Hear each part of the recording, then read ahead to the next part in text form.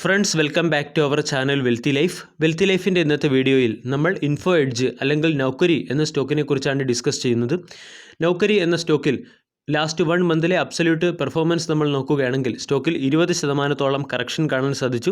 അതായത് സ്റ്റോക്കിൻ്റെ 1 day chart pattern നോക്കുകയാണെങ്കിൽ നമ്മൾക്ക് വ്യക്തമായി മനസ്സിലാകും ഈ സ്റ്റോക്ക് 5500 എന്ന ലെവലിൽ നിന്നും 4200 എന്ന ലെവലിലേക്ക് എത്തിക്കഴിഞ്ഞു. സ്റ്റോക്കിൽ ഉണ്ടായ ഇത്രയും വലിയ കറക്ഷൻ്റെ പിന്നിൽ പല കാരണങ്ങൾ പലരും പറയുന്നുണ്ട്.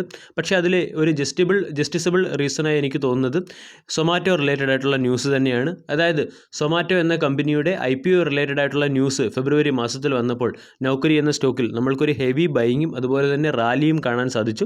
ഫെബ്രുവരി 1 തീയതി മുതൽ ഫെബ്രുവരി 14 തീയതി വരെയുള്ള ചാർട്ട് പാറ്റേൺ നോക്കുകയാണെങ്കിൽ ഈ റാലി നമ്മൾക്ക് ക്ലിയറായി കാണാൻ സാധിക്കും.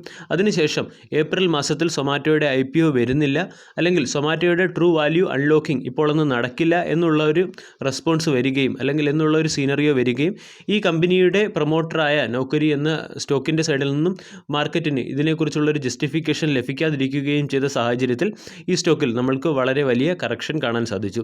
അതുകൂടാതെ Q4 റിസൾട്ട് വരുന്നതിന് മുൻപേ ഒരു വളരെ നല്ല രീതിയിൽ റിട്ടേൺ തന്ന ഒരു സ്റ്റോക്കിൽ ഇത്രയും വളരെ വലിയ ഒരു കറക്ഷൻ സംഭവിക്കുമ്പോൾ സ്വാഭാവികമായും ഇൻവെസ്റ്റേഴ്സിൻ്റെ മനസ്സിലും അതുപോലെ തന്നെ ട്രേഡേഴ്സിൻ്റെ മനസ്സിലും ഒരു ഫിയർ ഉണ്ടാകാനുള്ള സാധ്യതയുണ്ട്. ഈ ഫിയറിനെ കുറിച്ച് അല്ലെങ്കിൽ ഈ ഫിയറിനെ നമ്മൾക്ക് ഓവർകം ചെയ്യണമെങ്കിൽ ഈ സ്റ്റോക്കിനെ കുറിച്ച് ഡീറ്റെയിൽഡ് ആയിട്ട് അനാലിസിസ് ചെയ്യണം. അതായത് ഈ സ്റ്റോക്കിൻ്റെ ബിസിനസ് മോഡൽ എന്തൊക്കെയാണ്, അതുപോലെ തന്നെ ഈ സ്റ്റോക്ക് അസോസിയേറ്റഡ് ആയിട്ടുള്ള റിസ്കുകൾ എന്തൊക്കെയാണ്, ഈ സ്റ്റോക്കിൻ്റെ ഓപ്പർച്യൂണിറ്റീസ് എന്തൊക്കെയാണ് എന്നുള്ള കാര്യങ്ങൾ ഇന്നത്തെ വീഡിയോയിൽ നമ്മൾ നൗക്കരി അല്ലെങ്കിൽ ഇൻഫോ എഡ്ജ് എന്ന സ്റ്റോക്കിനെ കുറിച്ചുള്ള ഒരു റിവ്യൂ അനാലിസിസ് ആണ് ചെയ്യുന്നത്. വീഡിയോയിലേക്ക് കടക്കുന്നതിന് മുൻപേ വെൽത്തി ലൈഫ് എന്ന ചാനൽ നിങ്ങൾ ആദ്യമായാണ് വിസിറ്റ് ചെയ്യുന്നതെങ്കിൽ ചാനൽ ദയവായി സബ്സ്ക്രൈബ് ചെയ്യുക. For getting instant stock recommendation and regular market update, ചാനലിൻ്റെ സൈഡിൽ നിന്നും സ്വിംഗ് ട്രേഡിന് ആവശ്യമായ അഡീഷണൽ ഇൻസൈറ്റ്സ് ലഭിക്കുന്നതിന് വേണ്ടി ജോയിൻ ബട്ടൺ എന്ന ഓപ്ഷൻ കൺസിഡർ ചെയ്യാവുന്നതാണ്. 1995 എൻകോർപ്പറേറ്റ് ആയ ഇൻഫോ എഡ്ജ് എന്ന കമ്പനി ഇന്ത്യയിലെ ഒരു ലീഡിംഗ് ഓൺലൈൻ ക്ലാസിഫൈഡ് കമ്പനിയാണ്. ഈ കമ്പനി പ്രധാനമായും ഫോക്കസ് ചെയ്തിരിക്കുന്നത് online job recruitment, matrimony, real estate, education തുടങ്ങിയ സർവീസുകളിലാണ്. ഈ സർവീസുകൾ പ്രൊവൈഡ് ചെയ്യുന്നതിന് വേണ്ടി കമ്പനിക്ക് അതിൻ്റേതായ ഓൺലൈൻ പോർട്ടലുകളുമുണ്ട്. നൗക്കരി.com, ജീവൻസാഥി.com, 99acre.com, ശിക്ഷ.com തുടങ്ങിയ ഓൺലൈൻ പോർട്ടലുകളാണ് ഈ കമ്പനിക്കുള്ളത്. കമ്പനിയുടെ പെർഫോമൻസ് അനാലിസിസ് ചെയ്യുന്നതിന് വേണ്ടി കഴിഞ്ഞ 2 വർഷത്തെ കമ്പനിയുടെ വിവിധ ക്വാർട്ടർലി റിസൾട്ടുകൾ നമ്മൾ പരിശോധിക്കുകയാണെങ്കിൽ നമ്മൾക്ക് ഒരു കാര്യം വ്യക്തമാകും. കമ്പനി ഇയർ ഓൺ ഇയറിൽ കമ്പനിയുടെ സെയിൽസ് ഡിക്രീസ് ആകുന്നു. അതായത് സെയിൽസിൽ നമ്മൾക്ക് വളരെ വലിയ ഫ്ലക്ച്വേഷൻസ് കാണാൻ സാധിക്കും. എക്സ്പെൻസ് നോക്കുകയാണെങ്കിലും അതായത് സ്ഥായിയായ രീതിയിലുള്ള ഒരു ഇൻക്രീസോ അല്ലെങ്കിൽ ഡിക്രീസോ നമ്മൾക്ക് എക്സ്പെൻസിലും കാണാൻ സാധിക്കുകയില്ല. ഓപ്പറേറ്റിംഗ് പ്രോഫിറ്റ് നോക്കുകയാണെങ്കിൽ നെഗറ്റീവ് ഓപ്പറേറ്റിംഗ് പ്രോഫിറ്റ് ആണ് മിക്കപ്പോഴും. ഈ ഓപ്പറേറ്റിംഗ് പ്രോഫിറ്റിലും ഏറ്റക്കുറച്ചിലുകൾ ഉണ്ടാകാറുണ്ട്. അതുപോലെ തന്നെ കമ്പനിയുടെ ഏണിംഗ് പെർ ഷെയർ നോക്കുകയാണെങ്കിൽ മിക്കപ്പോഴും ആൾട്ടർനേറ്റ് ഇയറിൽ ഏണിംഗ് പെർ ഷെയറുകൾ ലോസ് പെർ ഷെയറുകളായി മാറാറുണ്ട്. അതായത് 2016 2017 ഏണിംഗ് പെർ ഷെയർ നോക്കുകയാണെങ്കിൽ അത് ലോസ് പെർ ഷെയറായി മാറിയായിരുന്നു. അതുപോലെ തന്നെ 2018 2019 കമ്പനി നല്ല ഒരു ഏണിംഗ് പെർ ഷെയർ കാണിച്ചെങ്കിലും 2020 വീണ്ടും കമ്പനി ലോസിലായി. അതുപോലെ തന്നെ റിട്ടേൺ റേഷ്യോ നമ്മൾ നോക്കുകയാണെങ്കിൽ കമ്പനിയുടെ ROE 10.82 ആണ്. അതുപോലെ തന്നെ ROCE നോക്കുകയാണെങ്കിൽ 19, ROA -8.19മാണ്. ROE ഞാൻ പറഞ്ഞപ്പോൾ 10.82 എന്നാണ് പറഞ്ഞത്, അത് എക്സാക്ട്ലി -10.82 ആണ്. അതായത് നെഗറ്റീവ് ROE അതുപോലെ തന്നെ നെഗറ്റീവ് റിട്ടേൺ ഓൺ അസറ്റ്സ് തുടങ്ങിയ റിട്ടേൺ റേഷ്യോ ആണ് ഈ കമ്പനിയിൽ കാണാൻ സാധിക്കുന്നത്. കമ്പനിയുടെ കറണ്ട് റേഷ്യോ നമ്മൾ നോക്കുകയാണെങ്കിൽ എസ്പെഷ്യലി ലിക്വിഡിറ്റി റേഷ്യോസ് നമ്മൾ നോക്കുകയാണെങ്കിൽ വളരെ സ്ട്രെങ്തി ആയിട്ടുള്ള ഒരു ലിക്വിഡിറ്റി റേഷ്യോ ആണ് കാണാൻ സാധിക്കുന്നത്. അതായത് ഈ കമ്പനി നമ്മൾക്കെല്ലാവർക്കും അറിയാം ഓൺലൈൻ ക്ലാസിഫൈഡ് സെക്ടറിലെ ഒരു ലീഡിംഗ് കമ്പനിയാണ്. പക്ഷേ ഒരു മാർക്കറ്റ് ലീഡർ കമ്പനിക്കുള്ള ബാലൻസ് ഷീറ്റിൻ്റെ ഗുണങ്ങളൊന്നും നമ്മൾക്ക് ഈ കമ്പനിയിൽ കാണാൻ സാധിക്കില്ല. അതിനർത്ഥം ഇൻഫോ എഡ്ജ് പോലുള്ള കമ്പനികളെ നമ്മൾ സാധാരണ കമ്പനികളെ അനാലിസിസ് ചെയ്യുന്നത് പോലെയുള്ള പ്രോഫിറ്റ്, ക്യാഷ് ഫ്ലോ, ബാലൻസ് ഷീറ്റിൻ്റെ സ്ട്രെങ്ത് തുടങ്ങിയവ ബേസ് ചെയ്തുള്ള അനാലിസിസ് അല്ല നമ്മൾക്കിവിടെ ആവശ്യം. പകരം നമ്മൾ ഇൻവെസ്റ്റ്മെൻറ്റിൻ്റെ മറ്റൊരു ആംഗിളായ പ്രധാനമായും പ്രൈവറ്റ് ഇക്വിറ്റി ഫിംസൊക്കെ ഫോളോ ചെയ്യുന്ന ആ രീതിയിലുള്ള ഒരു ഇൻവെസ്റ്റ്മെൻറ്റ് ആംഗിൾ അപ്രോച്ചാണ് നമ്മൾ ഫോളോ ചെയ്യേണ്ടത്. ഉദാഹരണമായി നമ്മൾ പറയുകയാണെങ്കിൽ പല പ്രൈവറ്റ് ഇക്വിറ്റി ഫിംസും സ്മോൾ ക്യാപ് കമ്പനികളിൽ ഇൻവെസ്റ്റ് ചെയ്യാറുണ്ട്. എസ്പെഷ്യലി സ്മോൾ ക്യാപ് കമ്പനികളിലല്ല, തുടങ്ങുന്ന സ്റ്റാർട്ടപ്പുകളിൽ തന്നെ, അതായത് ഗാരേജ് ബേസിൽ ആരംഭിക്കുന്ന സ്റ്റാർട്ടപ്പുകളിൽ തന്നെ വലിയ വലിയ ഇൻവെസ്റ്റ്മെൻറ്റ് നടത്താറുണ്ട്. ആ ഇൻവെസ്റ്റ്മെൻറ്റ് നടത്തുന്നത് ആ ബിസിനസ്സിൻ്റെ, അതായത് ഓരോ സ്റ്റാർട്ടപ്പിൻ്റെയും പൊട്ടൻഷ്യൽ അനുസരിച്ചാണ്. അതായത് ഈ സ്റ്റാർട്ടപ്പ് എത്രത്തോളം ഫ്യൂച്ചറിൽ വളർന്ന് ഔട്ട്റീച്ച് ആകാനുള്ള പോസിബിലിറ്റി ഉണ്ട്. ഉദാഹരണമായി നമ്മൾ നോക്കുകയാണെങ്കിൽ ബിഗ് ബാസ്ക്കറ്റ് എന്ന് പറയുന്ന സംരംഭം തന്നെ എടുക്കാം. ബിഗ് ബാസ്ക്കറ്റ് വളരെ ചെറിയൊരു സ്റ്റാർട്ടപ്പായിരുന്നു. അലിബാബ എന്ന് പറയുന്ന വലിയ ഒരു കമ്പനി അതിൽ ഇൻവെസ്റ്റ്മെൻറ്റ് നടത്തി അതിൻ്റെ ബിഗ് ബാസ്ക്കറ്റിൻ്റെ പൊട്ടൻഷ്യൽ തിരിച്ചറിഞ്ഞ് അതിൽ ഒരുപാട് ഇൻവെസ്റ്റ്മെൻറ്റ് നടത്തിയാണ് ബിഗ് ബാസ്ക്കറ്റ് എന്ന കമ്പനി യൂണിക്കോൺ ലിസ്റ്റിൽ സ്ഥലം പിടിച്ചത്.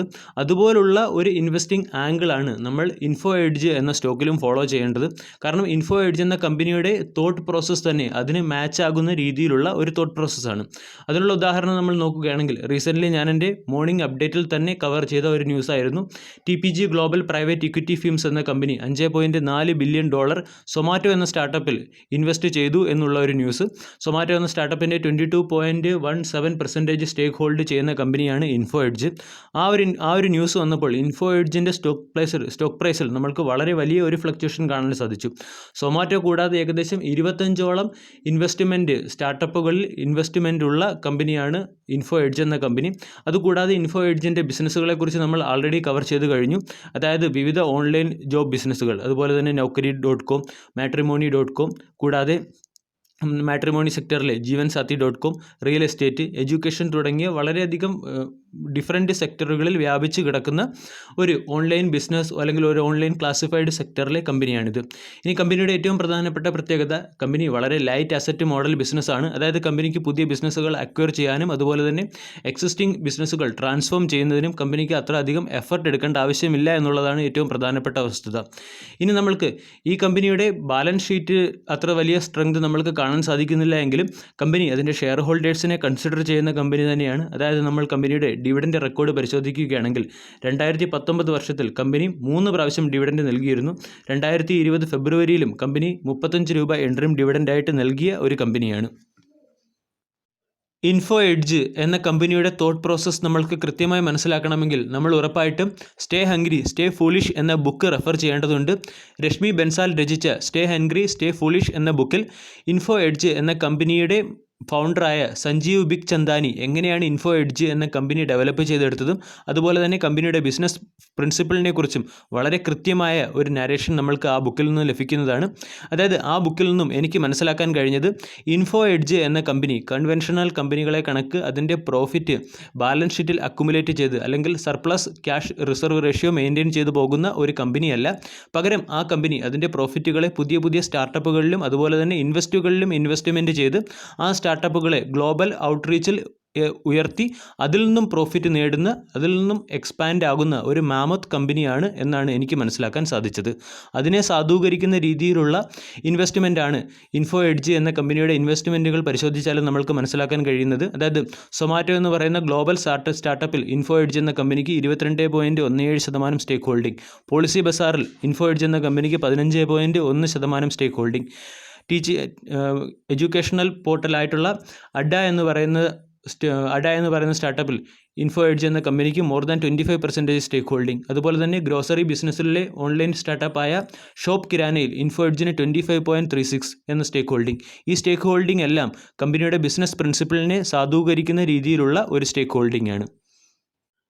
ഇൻഫോ എഡ്ജ് എന്ന കമ്പനി ഇൻവെസ്റ്റ് ചെയ്തിരിക്കുന്ന ഇൻവെസ്റ്റി കമ്പനികളുടെ ഗ്ലോബൽ ഔട്ട്റീച്ച് മൂലമാകാം ഈ സ്റ്റോക്കിൽ ഫോറിൻ ഇൻസ്റ്റിറ്റ്യൂഷണൽ ഇൻവെസ്റ്റേഴ്സിൻ്റെ ഷെയർ ഹോൾഡിംഗ് പ്രൊമോട്ടേഴ്സിനേക്കാൾ കൂടുതലാണ്.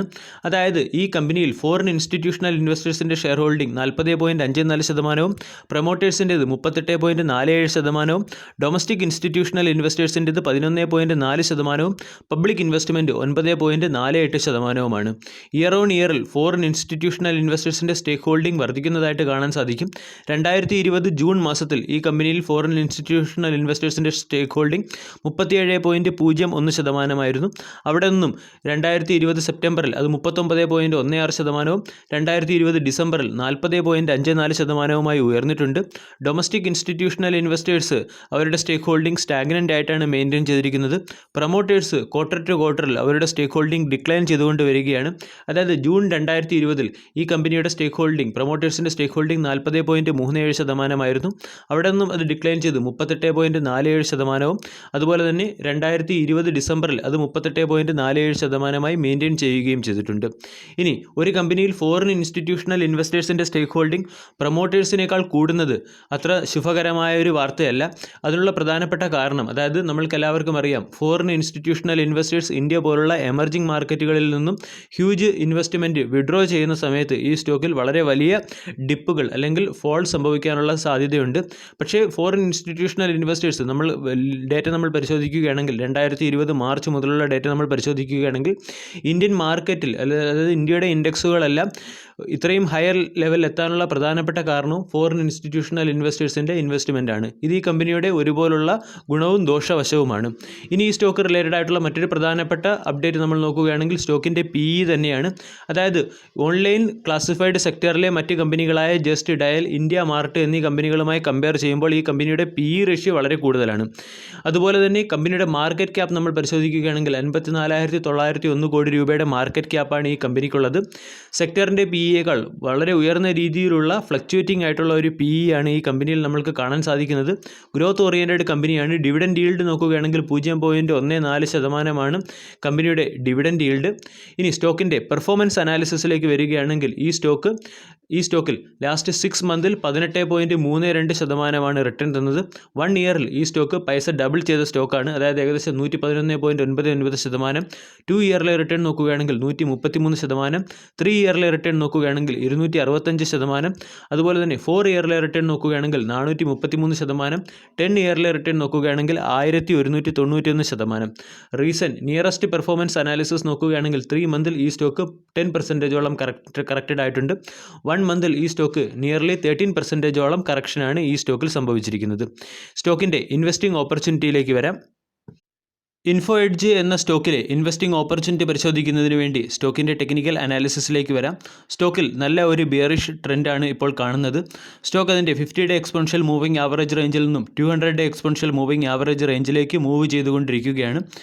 ഈ സ്റ്റോക്കിൽ ഒരു വാല്യൂ ബൈയിങ് റീജിയനായിട്ട് എനിക്ക് കാണുന്നത് 4000 എന്ന് പറയുന്ന റീജിയൻ തന്നെയാണ്. കാരണം നമ്മൾക്കൊരിക്കലും 200 PE എന്ന PEയിൽ വെച്ച് വാല്യൂ ബൈയിങ് എന്ന് പറയുന്ന ഒരു ഓപ്പർച്യൂണിറ്റി കൺസിഡർ ചെയ്യാൻ കഴിയുകയില്ല.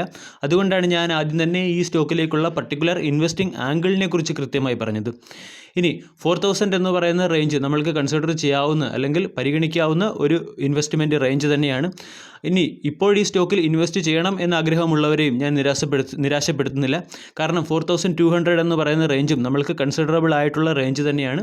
പക്ഷേ അവിടെ ഇൻവെസ്റ്റ് ചെയ്യുമ്പോൾ, ഉദാഹരണമായി നമ്മളൊരു 5 ഷെയറുകൾ വാങ്ങാൻ ഉദ്ദേശിക്കുന്നതെങ്കിൽ ഒരു ഷെയർ മാത്രം ഈ റേഞ്ചിൽ വാങ്ങുക എന്നുള്ള രീതിയിലുള്ള ഒരു അപ്രോച്ചാണ് നമ്മൾ മെയിൻറ്റെയിൻ ചെയ്യേണ്ടത്. അതായത് ഈ സ്റ്റോക്കിൽ ഒരു പുൾ ബാക്ക് വന്നതിന് ശേഷം നമ്മൾക്ക് കോൺഫിഡൻ്റ് ആയിട്ട് ഇൻവെസ്റ്റ് ചെയ്യാം. പക്ഷേ ഈ സ്റ്റോക്ക് ഇപ്പോൾ ബിയറിഷ് ട്രെൻഡിലാണ്. ഇനി വാല്യൂ ബൈയിങ് റീജിയനിലേക്ക് പോവുകയാണെങ്കിൽ 4000 അഥവാ സ്റ്റോക്കിൻ്റെ 200-ഡേ എക്സ്പോണൻഷ്യൽ മൂവിംഗ് ആവറേജ് ബ്രീച്ച് ചെയ്യുകയാണെങ്കിൽ സ്റ്റോക്ക് 3800 അല്ലെങ്കിൽ 3900 എന്ന റേഞ്ചിലേക്ക് വരികയാണെങ്കിൽ അവിടെ സ്റ്റോക്കിൻ്റെ മാർജിൻ ഓഫ് സേഫ്റ്റി കൂടുകയും അവിടെ നമ്മൾക്ക് ബെസ്റ്റ് ഇൻവെസ്റ്റ്മെൻറ്റ് ഓപ്പർച്യൂണിറ്റി നോക്കാവുന്നതുമാണ്. വീഡിയോ എല്ലാവർക്കും ഇഷ്ടമായി എന്ന് വിശ്വസിക്കുന്നു. താങ്ക്